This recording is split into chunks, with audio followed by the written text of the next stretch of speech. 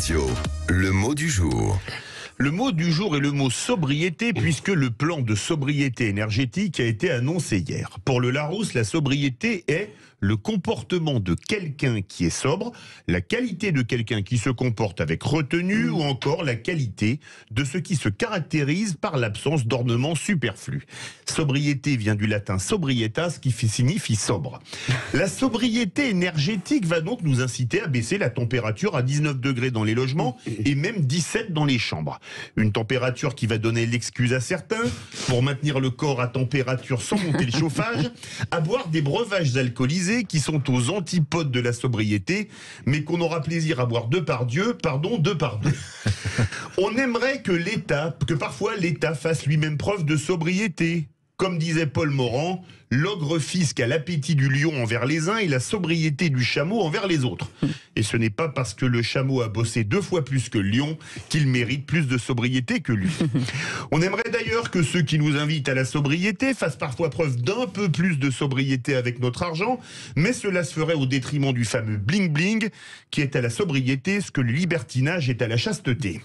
Je conclurai ce mot du jour, que vous avez, j'espère, trouvé d'une grande sobriété, en promettant que les vraies voix ne donneront jamais dans la sobriété ostentatoire au micro de Sud Radio, puisqu'elles sont naturellement dotées d'une grande sobriété. Merci, bravo. C'est vachement bien. Une sobriété intellectuelle. C'est dingue, hein, c'est dingue. Ah si, c'est très sobre intellectuellement, les vraies voix. Au contraire. Non, mais mais non sobriété et richesse ne s'opposent pas. Voilà. J'ai bien écouté, mon cher. Elle les comprend, les mots du jour. Un petit peu tout de même. Sobre, il y a quelque chose de réducteur dans la sobriété. Non, Mais oui, mais ma chère Elisabeth, ça nous imposerait d'aller dans des sommets que Philippe n'a pas abordés. Voilà. Et oui, ne pourrait peut-être pas nous suivre.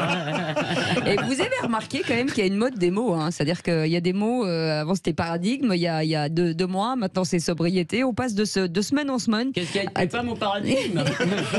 à des mots qui ressortent du lot comme ça, qu'on utilise et que tout le monde réutilise dans tous les sens. C'est étonnant quand même, hein, tous ces mots qui C'est des arrivent. mots de saison. C'est des mots de saison, c'est exactement ça, le mot de saison.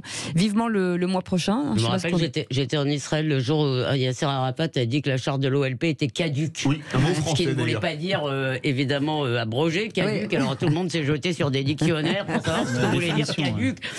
Évidemment, il se moquait du monde, de toute façon. Donc, bon. Mais quand même, est-ce que ces appels à la sobriété de gens qui ne vivront jamais dans la sobriété, parce que je connais pas un ministre qui va baisser les chauffages, c'est lui, à mon avis, excepté Ah mais en le non, disant alors dans là les vous vous micros. trompez, c'est-à-dire ils sont bien capables de suivre leurs conseils À la idiots. lettre. La question, non mais si vous voulez, la question est de savoir est-ce que les mesures qu'ils nous proposent sont efficaces. Non, moi je n'aime pas excusez-moi, ce petit relent populiste, c'est-à-dire où on en kikine les ministres parce que leur voiture tourne dans la cour de l'Élysée. Je veux dire, je m'en fiche complètement. Je ne demande pas aux ministres de vivre comme moi de la même façon que je ne m'indigne pas parce que le président de la République se déplace sans s'arrêter au feu rouge. Et vous voulez, donc, Ils ont quand même un devoir d'exemplarité. Hein. non, ça, alors je n'y crois pas du tout. Je pense que nous attendons.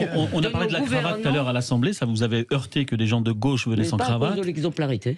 À cause de quoi là? Parce que l'Assemblée est un lieu où on représente le peuple français. Je pense que quand on représente le peuple français, on peut avoir une tenue. La tenue, c'est un code, si vous voulez, mais c'est pas parce qu'ils sont des exemples. Je crois que dans la théorie de la démocratie représentative, Montesquieu dit qu'elle est destinée à sélectionner les meilleurs. Et moi, je crois que les Français se foutraient d'ailleurs des affaires, des petits arrangements avec la morale, si ils jugeaient leur gouvernant efficace. Voilà. Ils doivent Il y a être des des débats. exemples. Je suis pas d'accord avec Je toi. sais que vous n'êtes Mais pas d'accord. On a déjà eu Et cette d'ailleurs, c'est le discussion. même sujet. Et je rejoins Nadir. J'allais parce que je dire suis une Nadia à cause de la marelle tout à l'heure. Ouais, ça vous a marqué. Voilà. C'est tout de même le même principe que quand Non. tu dis que tu souhaites que les députés aient une tenue correcte. Non, c'est pas pour qu'ils soient exemplaires. Oui, j'ai mon un avocat. petit peu. Voilà. Un petit Non, peu, je Elisabeth. t'assure, je m'insurge contre cette idée d'exemple, parce que de toute façon, tous les 4 matins, on nous dit que les footballeurs doivent être des exemples pour la jeunesse, donc je suppose que c'est pour leur apprendre à se tabasser, à vivre comme des nababs, tout ce qu'on voit des valeurs du sport ces derniers temps.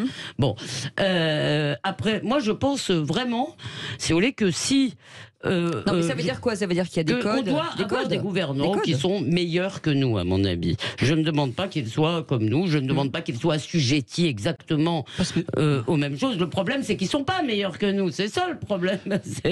Alors, je veux pas le mot de la fin, non, moi je ne demande pas qu'ils soient meilleurs que nous. Je dis simplement qu'ils doivent être cohérents par rapport à leurs propos qu'ils peuvent avoir régulièrement sur des sujets.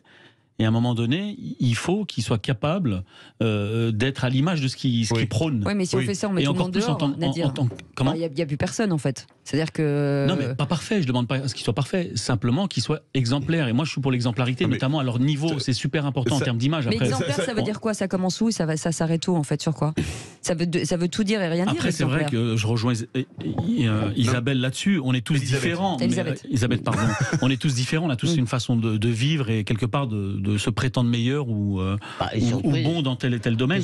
Mais là, quand même, on a des gens qui nous dirigent, qui sont censés quelque part avoir notre destin entre leurs mains.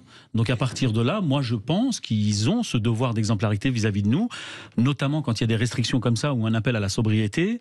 Ils auraient dû déjà le faire culturellement. D'avoir cette attitude-là. Et on sait qu'en France, il y a des privilèges, il y a des choses qui ne vont pas, notamment dans une démocratie comme la nôtre, où il y a des abus de personnes au pouvoir, notamment sur des largesses. Franchement, Nadir, vous croyez qu'il y a des gens qui font de la politique aujourd'hui parce que... il y a des politiques qui s'enrichissent quand même aujourd'hui. Il y a des politiciens qui arrivent à s'enrichir. C'est pas vrai. Si vous voulez vous enrichir, vous faites pas de politique. Et ça, je trouve justement cette idée, si vous voulez, que la politique c'est un lieu de privilège. Non, je ne suis pas sûr. Le débat était d'une grande sobriété.